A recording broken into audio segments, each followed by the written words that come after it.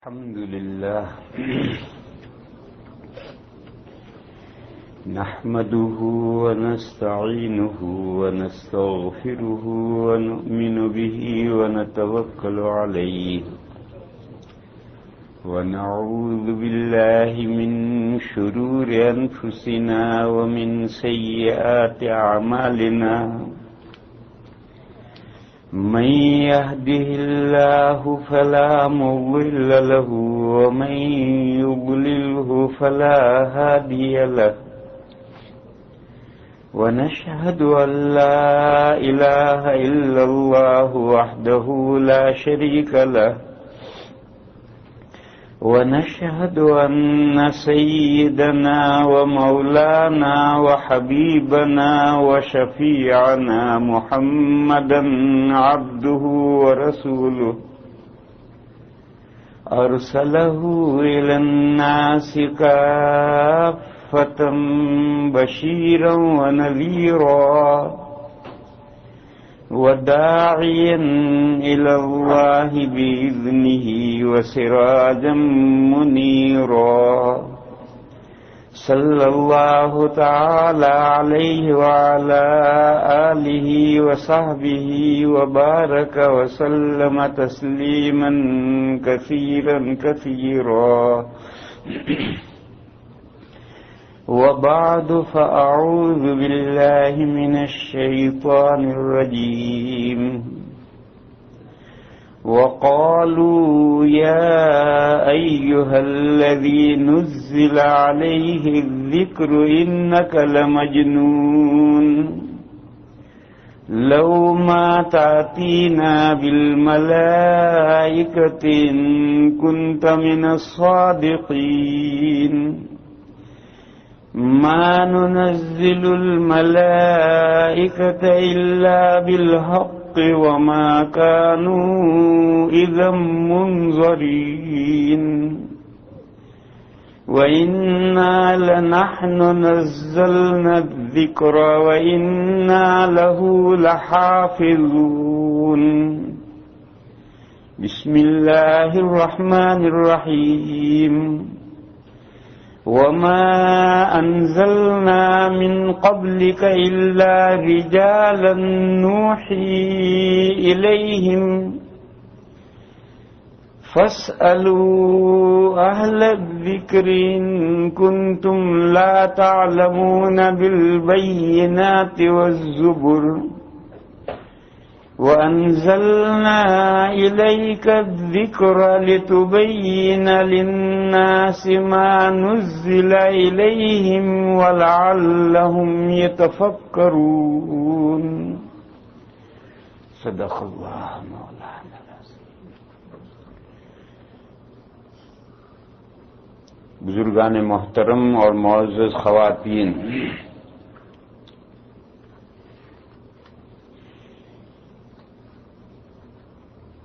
یہ وہی 3 آیات پاک ہیں جو کل میں نے پڑھی تھی اور میں ان کی تفسیر تک نہیں پہنچا تھا کہ 12 بج گئے، اس لیے میں نے آج پھر وہی آیتیں پڑھی ہیں اور اس کے بعد کی جو سورت ہے سورہ ہجر کے بعد سورہ نحل ہے، سورہ نحل کی 2 آیتیں اور اس کے ساتھ پڑھی ہیں. دیکھو کہاں تک ہم پہنچتے ہیں.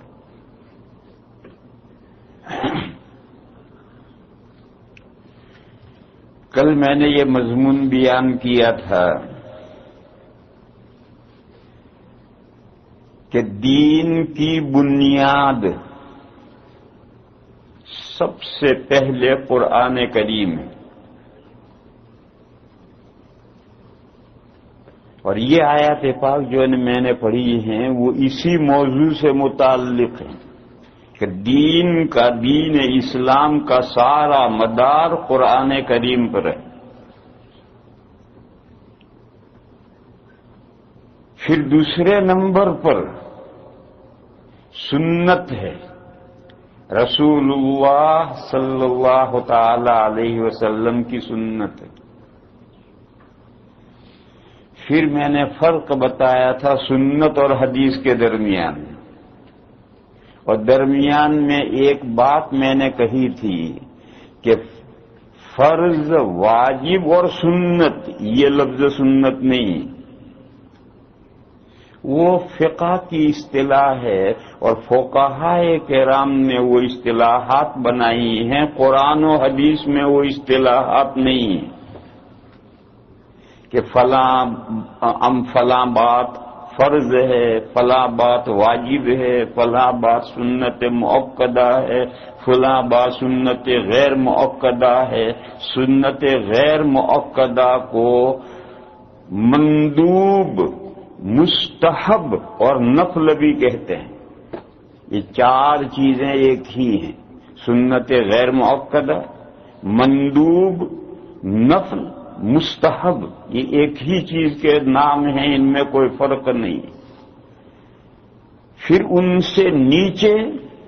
سے نیچے مباح ہے۔ یہ کیٹیگریاں قائم کی ہیں فقہاء نے، فرض، واجب، سنت مؤکدہ، سنت غیر مؤکدہ کہو، نفل کہو، مندوب کہو، مستحب کہو، اور اس سے نیچے مباح۔ یہ تو جو کام کرنے کے ہیں ادھر یہ درجے بنائے ہیں، اور جو کام نہ کرنے کے ہیں ادھر درجے بنائے ہیں حرام۔ حرام سے نیچے مکروہ تحریمی، مکروہ تحریمی سے نیچے مکروہ تنزیہی، اور مکروہ تنزیہی کے نیچے مباح۔ ادھر کا جو سلسلہ وہ بھی مباح پر آیا، اور ادھر کا سلسلہ بھی مباح پر آیا۔ یہ جو درجات تجویز کیے ہیں، یہ علماء کرام نے، فقہائے اعظام نے تجویز کیے ہیں، قرآن و حدیث میں یہ درجات نہیں۔ قرآن کریم میں اور حدیثوں میں جو کرنے کے کام ہے کرو، جو نہ کرنے کے کام ہے مت کرو۔ وائے ایسا کیوں ہے؟ اس کو سمجھو، ایک اہم مضمون ہے جس کو سمجھنا چاہیے۔ میرے بھائیو، دنیا میں عمل کے اعتبار سے کوئی درجہ بندی نہیں۔ دنیا میں عمل کے اعتبار سے جو کام کرنے ہیں وہ کرنے ہیں، جو کام نہیں کرنے وہ نہیں کرنے، کوئی درجہ بندی نہیں۔ صحابہ کرام رضی اللہ تعالی عنہم اجمعین کو جب قرآن اور حدیث یعنی اللہ کے رسول صلی اللہ تعالی علیہ وسلم کوئی کام کرنے کو کہتے تھے کہ یہ کام کرو، تو صحابہ نہیں پوچھتے تھے کہ یہ فرض ہے یا واجب ہے یا سنت مؤکدہ ہے یا سنت غیر مؤکدہ ہے یا مباح ہے، صحابہ نہیں پوچھتے تھے۔ ان کو حکم دیا یہ کام کرو، کھٹ سے انہوں نے کام شروع۔ اور جب صحابہ کرام کو یہ حکم دیا جاتا تھا کہ کام مت کرو تو ختم۔ وہ درجات نہیں پوچھتے تھے کہ حرام ہے کرنا یا مکروہ تحریمی ہے کرنا یا مکروہ تنزیہی ہے کرنا، کس درجے کا یا رسول اللہ آپ کا حکم کس درجے کا ہے، صحابہ یہ نہیں پوچھتے تھے۔ ان کو کہا کہ کام مت کرو، قصہ ختم، اور کہا کرو تو کرو۔ تو دنیا میں عمل کے اعتبار سے کوئی درجہ بندی نہیں ہے، جو کام کرنے ہیں وہ کرنے ہیں، نہیں کرنے وہ نہیں کرنے۔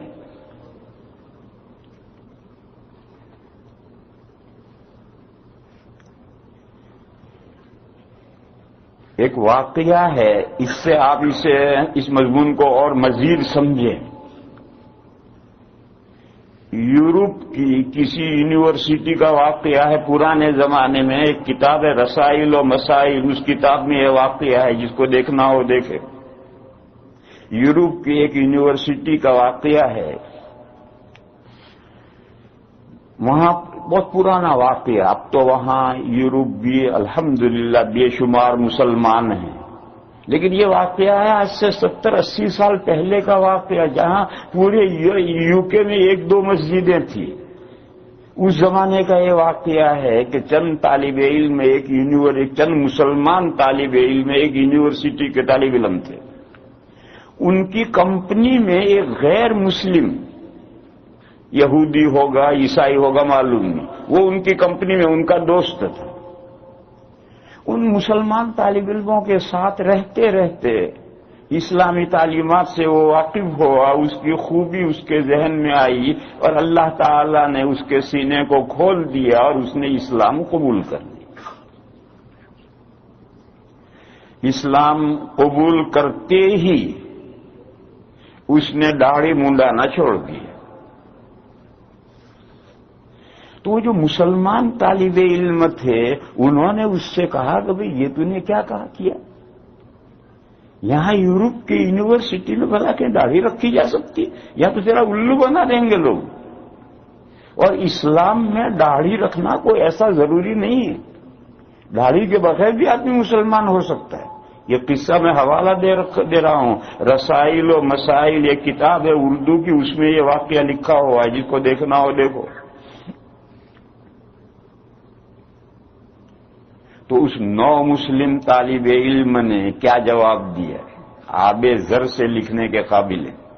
اس نو مسلم طالب علم نے جواب دیا کہ دیکھو بھئی، میں ابھی نیا مسلمان ہوا ہوں، اسلام میں داڑھی رکھنا ضروری ہے نہیں ہے، ضروری ہے کس درجہ ضروری ہے نہیں ہے، کس درجہ ضروری نہیں ہے، میں یہ سب نہیں جانتا۔ میں تو ایک بات جانتا ہوں، صرف ایک بات جانتا ہوں، وہ یہ ہے کہ کسی فوجی کو یہ حق نہیں پہنچتا کہ وہ اپنے کمانڈر کے احکام کی کیٹیگریاں بنائے۔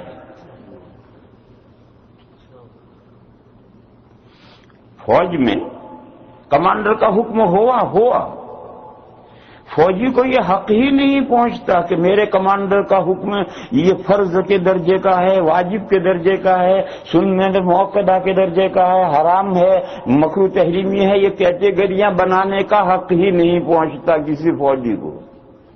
میں تو اتنی سی بات جانتا ہوں کہ جب میں نے اپنے آقا کا دامن تھاما، میں نے اسلام قبول کیا اور میرے آقا کی داڑھی تھی اور میرے آقا نے اپنے فوجیوں کو داڑھی کا حکم دیا ہے، جیسا میں نے آج سے رکھ لی داڑھی۔ اب کس درجے کا حکم ہے میں نہیں جانتا، کسی فوجی کو یہ حق ہی نہیں پہنچتا۔ دیکھو کتنی اس نے قیمتی بات کہی، آب زر سونے کے پانی سے لکھنے کے قابل۔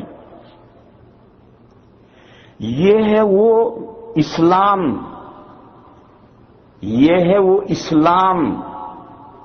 جانتے ہو لفظ اسلام کے معنی؟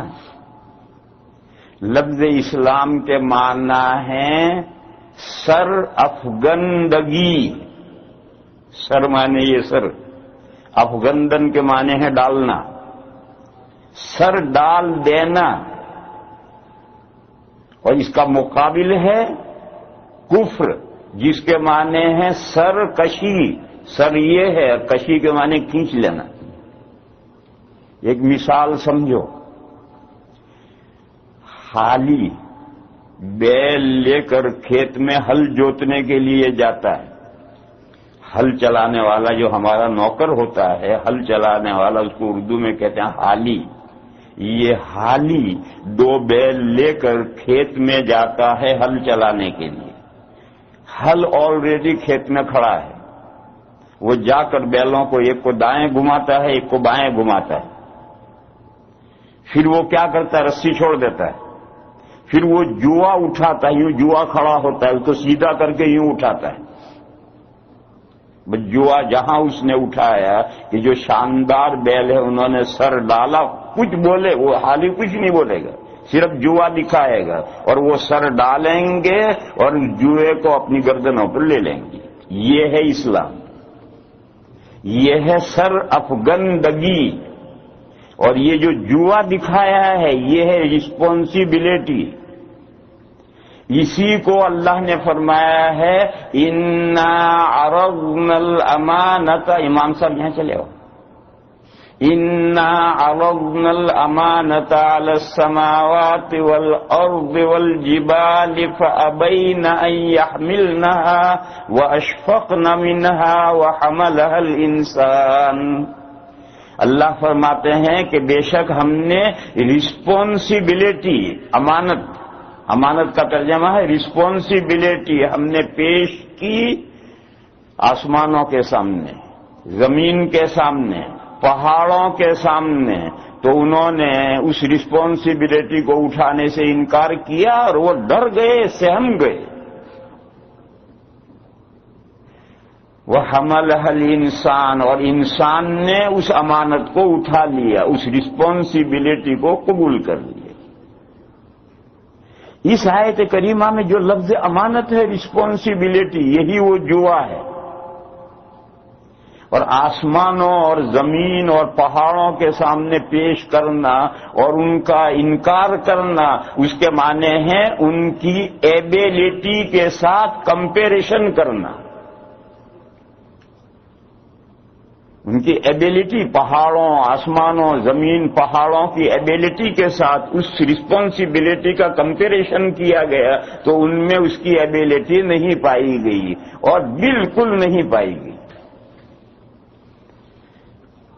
ورنہ اللہ کی کوئی مخلوق اللہ کی حکم سے انکار کر ہی نہیں سکتی۔ یہ انسان ہی ایک ایسا باولا ہے کہ انسانوں میں بہت سے انسان اللہ کے حکم سے انکار کرتے ہیں، دوسری کوئی مخلوق اللہ کے حکم سے انکار کر ہی نہیں سکتی۔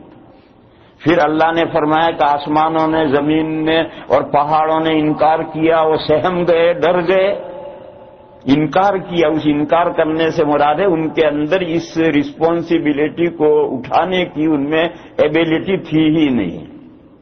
انسان کی ایبیلٹی کے ساتھ کمپیریشن کیا تو انسان کے اندر اس کی پوری صلاحیت موجود تھی، انسان نے اس کو اٹھا لیا کا مطلب یہ۔ بہرحال یہ امانت، یہ رسپانسبلٹی جو اللہ تعالیٰ نے آدم علیہ السلام سے لے کر آخری پیغمبر، آقائے نامدار، تاجدار مدینہ حضرت محمد مصطفیٰ صلی اللہ تعالی علیہ وسلم کے، درود شریف پڑھو بھائیو، درود شریف سے رحمتیں مجمع پر نازل ہوتی ہیں، برکتیں نازل ہوتی ہیں، اور تھوڑا زور سے پڑھنا چاہیے درود شریف، تاکہ پڑوس والا سو رہا ہو تو وہ بھی اٹھے۔ ویسے کوئی زور سے پڑھنا ضروری نہیں، لیکن ذرا زور سے پڑھنے سے طبیعت میں نشاط بھی آ جاتا ہے، ساتھی ہوں ان کو بھول گئے ہوں تو یاد آ جاتا ہے۔ تو نبی پاک صلی اللہ تعالی علیہ وسلم پر پورے نبوت کا سلسلہ از آدم تا ایدم جو اللہ نے دین نازل کیا ہے، جو کتابیں نازل کی ہیں، وہ دین اسلام اسی کو امانت سے تعبیر کیا گیا ہے۔ تو یہ جو رسپانسبلٹی ہے، یہ جو ذمہ داری ہے، وہ اس نے حال ہی نے جوا، اردو میں جوا ذمہ داری کے معنی میں آتا ہے، اس نے جوا اٹھایا، ذمہ داری امان دکھائی۔ تو جو شاندار بیل تھے انہوں نے فوراً گردن ڈالی اور وہ ذمہ داری اپنی گردن پر لے لی، اپنے کندھوں پر لے لی۔ اسی کا نام ہے اسلام، اپنے آپ کو اللہ کے بھیجے ہوئے دین کے سامنے سرنڈر کر دینا۔ اور اس کا مقابل ہے کفر، سرکشی۔ سرکشی کیا ہے کہ زبردستی ان کے گردن پر کھینچ کر کسی طرح سے ان کے گردنوں پر جوا رکھا، ذرا موقع ملا کہ گردن کھینچ لی، جوئے کے نیچے سے اپنی گردن کھینچ لی۔ یہ سرکشی ہے۔ یا کسی بھی قیمت پر وہ سر جھکانے کے لیے تیار نہیں ہے، ذمہ داری اپنی گردن پر لینے کے لیے تیار نہیں ہے، یہ سرکشی۔ وہ جو شاندار بیل ہیں جنہوں نے ذمہ داری اپنی مرضی سے اٹھائی ہے، جب دوپہر کو یا شام کو جب ہل سے چھٹی ملے گی تو مالک گھر لا کر گڑ کھلائے گا، لڈو کھلائے گا، تیل پلائے گا، بہترین خدمت کرے گا، سروس کرے گا۔ اور وہ بیل جنہوں نے گردن جھکائی ہی نہیں ہے یا زبردستی جھکائی اور موقع ملا کھینچ لی، ان کا ٹھکانہ سلوٹر ہاؤس۔ ان بیلوں کو کیا کریں گے رکھ کر؟ اور کس کام کے وہ بیل ہیں؟ وہ بیل سلوٹر ہاؤس جائیں گے، وہ سلوٹر ہاؤس جہنم میں، اور وہ لڈو اور گھی اور مکھن کھانے کی جگہ جنت ہے۔ تو میرے بھائیوں، میں یہ کہہ رہا تھا کہ اسلام کے معنی ہی ہے سر افگندگی، جو حکم ملا فوراً سر ڈالا، وہ حکم کس درجے کا ہے؟ فرض کے، واجب کے، سنت کے، کوئی کیٹیگری نہیں، نو کیٹیگری، جو حکم ہے حکم ہے۔ اور کہا یہ کام مت کرو مت کرو مت کرو۔ صحابہ نے کبھی نہیں پوچھا کہ یا رسول اللہ آپ جو حکم دے رہے کہ کام مت کرو یہ حرام کے درجے کا حکم ہے، مکروہ تحریمی کے درجے، کبھی نہیں پوچھا۔ تو اس لیے میرے بھائیو اسے سمجھو، تعمیل کے اعتبار سے اوبئی، اطاعت کے اعتبار سے کوئی درجہ نہیں ہے، کرنے کی جانب میں بھی کوئی درجہ نہیں ہے، نہ کرنے کی جانب میں بھی کوئی درجہ نہیں ہے۔ کرنے کے جو احکام ہیں وہ کرنے کے ہیں، نہ کرنے کے جو احکام ہیں وہ نہ کرنے کے۔ آج کل ہم لوگوں نے جو یہ تقسیم سمجھ لی ہے، یہ جو کرنے کی جانب کی تقسیم، نہ کرنے کی جانب کی تقسیم، وہ ہمارے لیے نقصان دہ۔ بہت سے ارے مکروہ ہی تو ہے، کرو، حرام تو نہیں ہے، مکروہ ہے، کیا حرج ہے، کرو۔ یہ جو ہمارا ایک مسلمانوں کا ذہن بن گیا، ارے کوئی ضروری ہے، سنت ہی تو ہے، کیا ضروری ہے ظہر سے پہلے 4 رکعت پڑھنا، سنت ہی تو ہے۔ یہ جو ذہن بن گیا ہے میرے بھائی، یہ غلط ذہن بن گیا ہے۔ جو کرنے کے کام ہے کرنے کے ہیں، نہیں کرنے کے کام ہے نہیں کرنے کے ہیں۔ پھر یہ جو درجہ بندی ہے وہ کیوں ہے؟ وہ درجہ بندی ہے آخرت میں ثواب کے اعتبار سے۔ اس مضمون کو سمجھو اسے اچھی طرح سے۔ آخرت میں تمام جو ہم کام کرتے ہیں ان پر جو ثواب ملے گا، جن کاموں سے ہم بچتے ہیں وہ کاموں پر ثواب ملے گا، کاموں سے بچتے ہیں اس پر ثواب ملے گا، اور ان سے اگر نہ بچیں اور ارتکاب کریں تو اس پر سزا ملے گی۔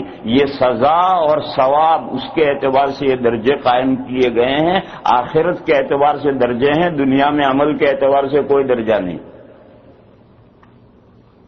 فرض کا ثواب سب سے زیادہ ہے، اور فرض کو چھوڑنے کی سزا بھی بڑی سخت ہے۔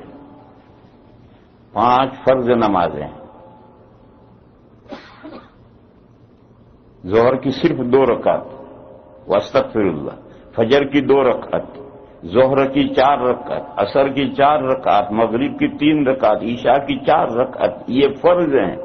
ان نماز کو پڑھنے کا ثواب بھی سب سے زیادہ ہے، اور اگر یہ فرض نمازیں چھوڑی تو سزا بھی بہت سخت ہے۔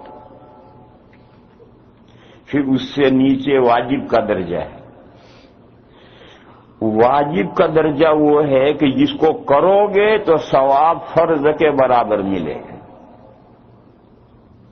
اور اگر اس کو نہیں کرے گا تو سزا فرض سے کم ملے گی۔ فرض چھوڑنے کی جتنی سزا ہے اتنی سزا نہیں، اس سے تھوڑی کم سزا ملے گی، مگر ملے گی سخت سزا۔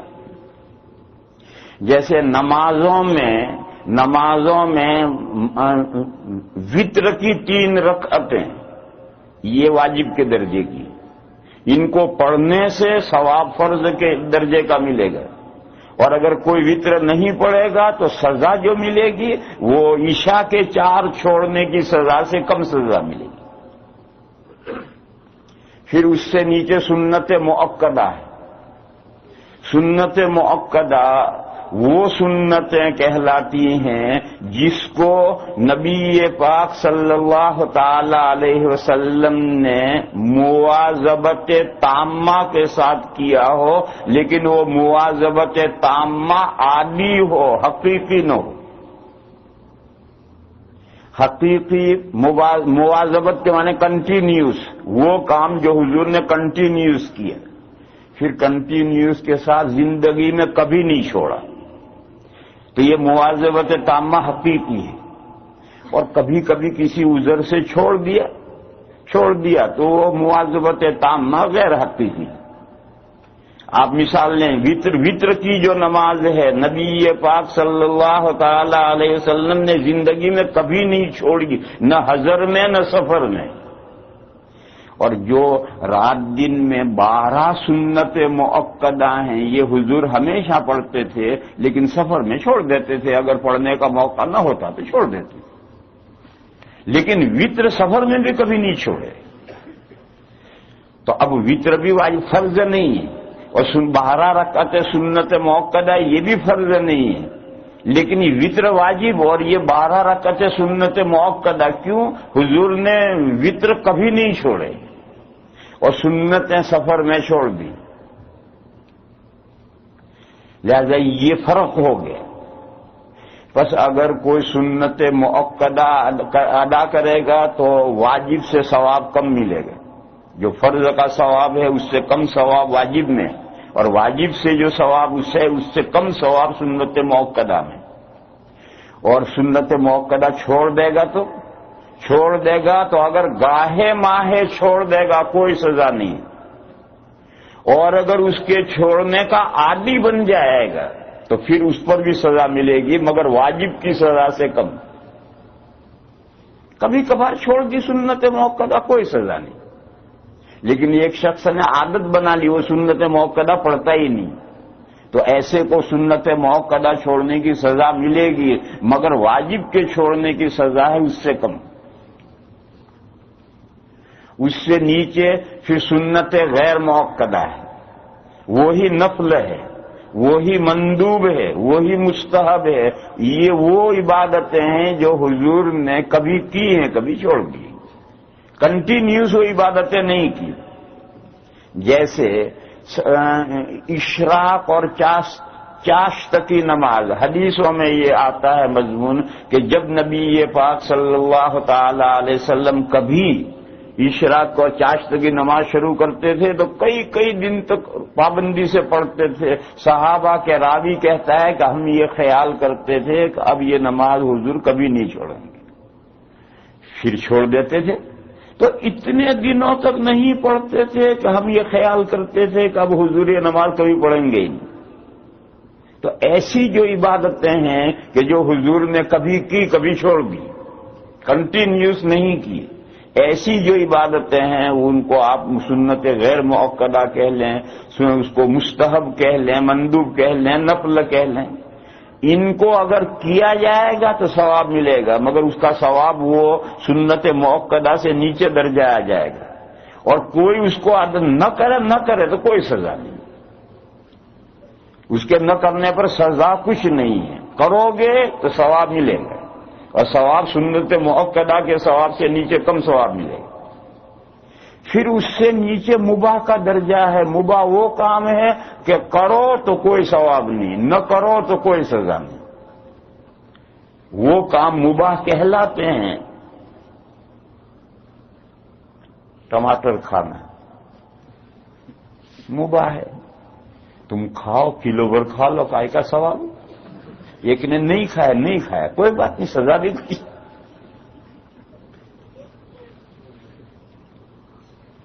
اب دوسری طرف آؤ، حرام وہ کام ہیں کہ جن سے بچنے پر بہت بڑا ثواب ہے۔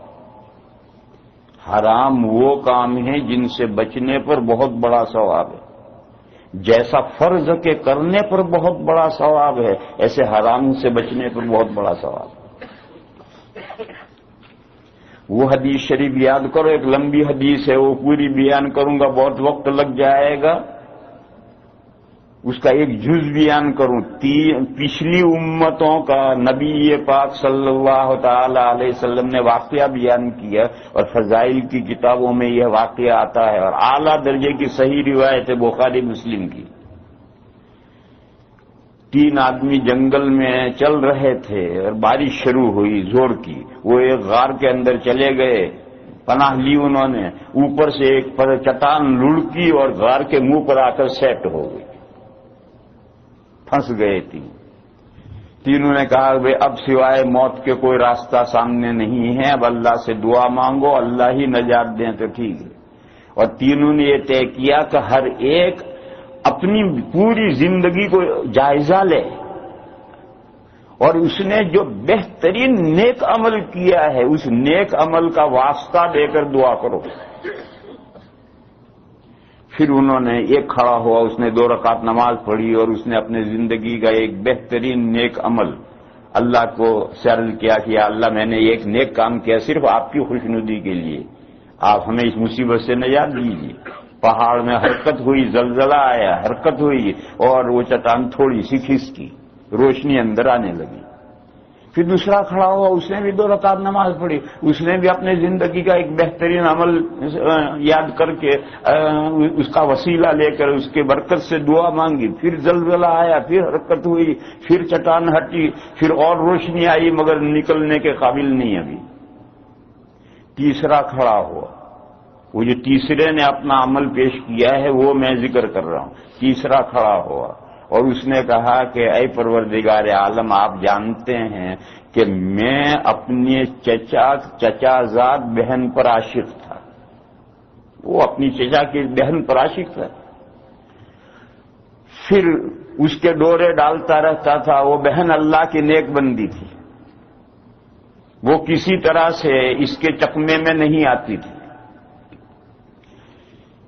کچھ حالات ایسے آئے کہ اس بہن جو چچا زاد بہن تھی وہ غربت میں مبتلا ہو گئی، اور اس درجہ بیچاری غربت میں چلی گئی کہ گھر میں کھانے کو لالے پڑ گئے۔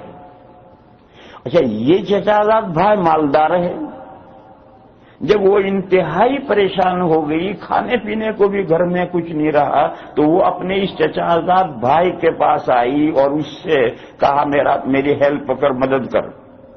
تو یہ تو پہلے سے ڈورے ڈال ہی رہا تھا، اس کو موقع ملا۔ اس نے کہا کہ میں تجھے 100 دینار دوں گا اگر تو مجھے ناجائز انتفاع کرنے دے۔ اس بہن نے کہا مجھے منظور نہیں ہے، وہ چلی گئی۔ پھر وہ بھوک تو بھوک ہے، فاقہ تو فاقہ ہی ہے۔ 1-2 دن تک جب اسے فاقہ برداشت نہیں ہوا پھر آئی، پھر اس نے پیسے دینے، 100 دینار $1000 کے برابر ہوتے ہیں۔ تو اس نے کہا کہ پھر اس نے وہی بات کہی، تو پھر وہ چلی گئی، منظور نہیں۔ لیکن جب وہ انتہائی تنگ آ گئی، فاقہ اور موت تک تو نوبت پہنچی، تو تیسری مرتبہ آئی، پھر اس نے وہی بات کہی، تو اس نے پھر منظور کی۔ جب معاملہ بالکل زنا تک نوبت پہنچی تو اس بہن نے اس سے یہ کہا کہ اے اللہ کے بندے، اللہ سے ڈر اور ناحق مہر مت توڑ۔ تو اس نے کہا کہ اے پروردگار عالم، جب میری بہن نے یہ بات کہی تھی تو میں اسی وقت اٹھ گیا تھا، اور میں نے جو پیسے 100 دینار دے دیے تھے وہ بھی واپس نہیں لیے تھے، میں اسی وقت اٹھ گیا تھا آپ سے ڈر کر۔ اے اللہ، آپ سے، جب بہن نے یہ کہا کہ اے اللہ کے بندے اللہ سے ڈر اور ناحق مہر مت توڑ، تو میں اے اللہ آپ کے ڈر سے اس وقت اٹھ گیا تھا، کھڑا ہو گیا تھا۔ اگر یہ کام میں نے آپ کی خوشنودی کے لیے کیا ہے تو ہمیں آج مصیبت سے نجات دیجیے۔ پھر پہاڑ میں حرکت ہوئی، زلزلہ آیا اور چٹان اتنی ہٹ گئی کہ تینوں نکل کر کے اپنے راستے پر چل گئے۔ مجھے تو یہ اعلیٰ درجے کی صحیح حدیث ہے، اس حدیث میں یہ بتانا ہے کہ دیکھو یہ زنا سے بچا، یہ حرام سے بچنے کا اتنا بڑا ثواب ہے کہ اللہ نے ان پریشان حالوں کی مدد کی اور چٹان ہٹ گئی اور وہ اپنے راستے پہ چل گئی۔ مجھے تو اس میں یہ بتانا کہ حرام سے بچنا، حرام سے بچنے کا بہت بڑا ثواب ہے جتنا فرض ہے۔ یہاں ایک بات کہوں، کوئی یہ سوچتا، بہت سے بندہ ہیں ان میں سے کوئی سوچتا ہم نے کبھی زندگی میں کبھی زنا نہیں کیا، ہم کو تو بہت بڑا ثواب مل گیا۔ میرے بھائیو، یوں راستے میں ثواب نہیں پڑا، اس مسئلے کو بھی سمجھ لو۔ دیکھو، ظہر کا وقت آئے اور ظہر فرض ہو جائے تو اب ظہر کی نماز ادا کرنے کا بہت بڑا ثواب ہے، نہیں ادا کرو گے تو بہت بڑی سزا ہے، لیکن ظہر کا وقت ہی نہیں ہوا تو ظہر پڑھنے کا کہاں سے ثواب ملے گا؟ ابھی ظہر کا وقت ہی نہیں ہوا، تو ظہر کا وقت ہونے سے پہلے جب ظہر فرض ہی نہیں ہوئی تو نہ پڑھنے کا کوئی ثواب ہے نہ پڑھنے کی کوئی سزا ہے۔ اسی لیے میرے بھائیوں، جب موقع آئے اس وقت زنا سے بچنے کا یہ ثواب ہے۔ جو اس بہن اس حدیث میں جو میں نے سنائی تھی، اس حدیث میں پورا غور کرو کہ وہ بالکل زنا کرنے کے لیے بیٹھ چکا ہے، اس وقت اللہ کے در سے کھڑا ہو گیا ہے، اب زنا نہ کرنے کا ثواب ہے۔ اور ایک کو موقع ہی نہیں آیا کبھی، اس لیے اس نے زنا نہیں کیا، اس کی مثال ہے ظہر کا وقت ہی ابھی نہیں آیا ہے، تو ظہر کی نماز وہ فرض ہوئی ہی نہیں۔ تو میں عرض یہ کر رہا تھا، سمجھا یہ رہا تھا کہ حرام سے بچنے کا ثواب فرض کے ادا کرنے کے بقدر، اور اگر حرام کا ارتکاب کرے گا تو سزا بھی بڑی سخت ہے۔ اگر حرام کا ارتکاب کرے گا، مثلا زنا کرے گا، چوری کرے گا، تو اس کی سزا بھی بڑی سخت ہے۔ جیسے فرض کو چھوڑنے کی سزا بڑی سخت ہے، ایسے ہی حرام کو کرنے کی سزا سخت ہے۔ پھر اس سے نیچے مکروہ تحریمی ہے۔ مکروہ تحریمی ایکول ہے واجب کا، مکروہ تحریمی واجب کا ایکول ہے۔ جیسے واجب کے کرنے کا ثواب فرض کے برابر ہے، ایسے مکروہ تحریمی سے بچنے کا ثواب حرام سے بچنے کے برابر ہے۔ جتنا ثواب حرام سے بچنے میں ہے، اتنا ہی ثواب مکروہ تحریمی سے بچنے میں۔ اور اگر مکروہ تحریمی کا ارتکاب کر لے تو پھر درجہ نکلے گا۔ حرام کا ارتکاب کرنے کی جتنی سخت سزا ہے، اس سے کم سزا ملے گی مکروہ تحریمی کا ارتکاب کرنے۔ جیسے فرض کو چھوڑنے میں جتنی سخت سزا ہے، واجب کے چھوڑنے میں سزا اس سے ہلکی کم ہے۔ ایسے یہاں بھی درجہ نکلے گا سزا میں کہ اگر حرام کا ارتکاب کرے گا تو 100 ڈنڈے، تو واجب کا اگر ارتکاب کرے گا تو 90 ڈنڈے کم ہو جائیں گے۔ اور ثواب کی جانب میں حرام سے بچنے کا جتنا ثواب ہے، اتنا ہی مکروہ تحریمی سے بچنے کا ثواب۔ پھر اس سے نیچے اترو مکروہ تنزیہی۔ مکروہ تنزیہی سے بچے گا تو ثواب ملے گا، مگر مکروہ تحریمی سے بچنے کا جو ثواب ہے اس سے کم۔ حرام سے کم ثواب مکروہ تحریمی سے بچنے میں، اور مکروہ تحریمی سے بچنے کا جو ثواب ہے اس سے کم مکروہ تنزیہی سے بچنے میں ہے۔ اور اگر مکروہ تنزیہی کا ارتکاب کرے گا تو کوئی پنشمنٹ نہیں، سزا کچھ نہیں۔ کوئی شخص مکروہ تنزیہی خلاف اولا کام کرتا ہے تو سزا کچھ نہیں، اور اگر بچے گا تو ثواب ملے گا، مگر اس سے کم ثواب ملے گا۔ پھر مکروہ تنزیہی سے نیچے درجہ وہی مباح آ گیا۔ مکروہ تنزیہی سے مباح ہے، کرو کوئی ثواب نہیں، نہ کرو کوئی سزا نہیں۔ تو ادھر سے جو درجے ہیں وہ بھی یہاں آ کر جمع ہوتے ہیں، ادھر کے درجے ہیں وہ بھی یہاں آ کر جمع ہوتے ہیں، اور یہ سب درجے ہیں آخرت میں ثواب اور سزا کے اعتبار سے۔ دنیا میں کرنے نہ کرنے کے اعتبار سے یہ درجے نہیں ہیں۔ پھر ان میں اختلاف بھی ہوتا ہے، کیونکہ درجے خود فقہا نے بنائے ہیں۔ پھر ہر عبادتوں کو ان کی جو خانے ہیں، کیٹیگریاں ہیں، ان میں جو سیٹ کیا ہے وہ بھی فقہا نے کیا ہے۔ ایسے ناجائز کاموں کو جو سیٹ کیا ہے وہ بھی فقہا نے کیا ہے، اس میں اختلاف بھی ہوتے ہیں۔ مثلا امام اعظم رحمت اللہ علیہ کے نزدیک وتر واجب کے خانے میں ہے، باقی 3 ائمہ کہتے ہیں وتر سنت کے خانے میں۔ اب قرآن و حدیث میں تو کہیں نہیں ہے کہ وتر واجب ہے سنت ہے، یہ اصطلاح ہے ہی نہیں، لیکن جب فقہاء کرام نے یہ درجے بنائے اور کون سی عبادت کو کہاں رکھنی ہے، اس میں اختلاف ہوا۔ امام مالک، امام شافعی اور امام احمد رحمہم اللہ تینوں ائمہ یہ کہتے ہیں کہ وتر سنت کے درجے خانے میں، امام ابو حنیفہ کہتے ہیں واجب کے۔ عیدین کی نمازیں، دونوں عیدوں کی نمازیں امام ابو حنیفہ علیہ الرحمہ واجب کے خانے میں رکھتے ہیں، اور باقی 3 ائمہ سنت کے خانے میں رکھتے ہیں۔ قربانی کو امام ابو حنیفہ واجب کے خانے میں رکھتے ہیں، باقی 3 ائمہ سنت کے خانے میں رکھتے ہیں۔ صدقۃ الفطر، ابھی رمضان کے ختم پر صدقہ فطر 3 امام اسے فرض کے خانے میں رکھتے ہیں۔ 3 اماموں کے صدقہ فطر فرض ہے، امام ابو حنیفہ نے اسے واجب کے خانے میں رکھا۔ ظہر سے پہلے 4 سنتیں مؤکدہ ہیں یا 2؟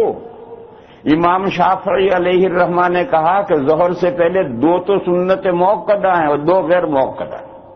امام ابو حنیفہ نے کہا کہ نہیں، 4 سنتیں مؤکدہ ہیں۔ ایسے اختلافات بھی ہوتے ہیں. یہ درجے خود فقہا نے بنائے ہیں، اور جب درجے انہوں نے بنائے ہیں تو عبادتوں کو سیٹ اپ کرنے میں اور حرام ممنوع چیزوں کو ان کے کیٹیگریوں میں رکھنے میں فقہا میں اختلاف بھی ہوتے ہیں. اور اس کا اثر پڑے گا، کچھ احکام پر اثر پڑے گا اور آخرت میں ثواب و سزا پر اثر پڑے گا. باقی دنیا میں عمل کے اعتبار سے کوئی کیٹیگریاں نہیں ہے. جو کرنے کے کام ہیں سب کرنے کے ہیں، جو نہ کرنے کے کام ہیں وہ نہ کرنے کے ہیں. اس اللہ کے بندے نے جو کہا تھا اس بہترین مثال دی تھی کہ ایک فوجی کو یہ حق پہنچتا ہی نہیں ہے کہ اپنے کمانڈر کے احکام کی کیٹیگریاں بنائے کہ یہ کرنا اس درجے میں ضروری ہے، یہ کرنا اس درجے میں ضروری ہے، یہ نہ کرنا اس درجے میں نہ کرنا ہے، یہ نہ کرنا اس درجے میں نہ کرنا نہیں ہے. اس کو حق پہنچتا ہی نہیں. میرے بھائیوں، اگر مسلمان کا یہ مزاج بن جائے تو بیڑا پار ہے. آج ہمارا یہی مزاج نہیں ہے. آج ہم نے یہ کتابوں میں سب تقسیمیں پڑھی اور تقسیمیں پڑھ کر کے ہمارا ذہن خراب ہو گیا. ہم نے کہا سنت ہے، ارے بھائی نفل ہے، ارے بھائی مکروہ تحظیم میں تحریمی ہے، ارے بھائی مکروہ تنزیہ ہے. یہ ہمارا مزاج بگڑ گیا. آپ غور کیجئے، صحابہ کے زمانے میں یہ درجے تھے نہیں تھے. یہ تو اماموں نے درجے نکالے ہیں، دوسری تیسری صدی میں یہ درجے نکالے ہیں. یہ درجے نکلنے سے پہلے صحابہ اور تابعین جو گزرے تھے ان کے زمانے میں درجے تھے ہی نہیں. ان کے زمانے میں کرنے کے کام کرنے کے تھے، نہ کرنے کے کام نہ کرنے کے تھے.